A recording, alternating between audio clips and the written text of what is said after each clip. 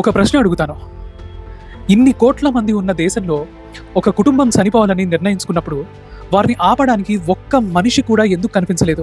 నెల్లూరు జిల్లాలో ఒక retired teacher, ఆయన భార్య, వారి 26 ఏళ్ల కుమారుడు, ముగ్గురు ఒకే ఇంట్లో ప్రాణాలు తీసుకున్నారు. కారణం, మా తర్వాత మా బిడ్డను ఎవరు చూసుకుంటారు అనే భయం. కానీ ఇది కేవలం ఒక కుటుంబం కథ కాదు, ఇది నెమ్మదిగా విషంలా మారుతున్న మన సమాజం కథ. ఈరోజు మనకు పక్కింటి వారి బాధ తెలియదు, స్నేహితుడి కష్టాలు తెలియవు, తల్లిదండ్రుల మనసులో ఏం జరుగుతుందో వినడానికి కూడా సమయం లేదు. కానీ సోషల్ మీడియాలో విమర్శించడానికి మాత్రం సమయం ఉంది. ఒకరిని ట్రోల్ చేయడానికి, ఒకరిని అవమానించడానికి, ఒకరిని కించపరచడానికి నిమిషాల్లో వేల కమెంట్లు వస్తాయి. ఒక్కసారి ఆలోచించండి. వారికి డబ్బు అవసరమై ఉండకపోవచ్చు, సలహా అవసరమై ఉండకపోవచ్చు, బహుశా మీరు ఒంటరి వారు కాదు అని చెప్పే ఒక మనిషి అవసరం అయి ఉండొచ్చు. కనీసం ఈ రోజైనా ఒక నిర్ణయం తీసుకుందాం.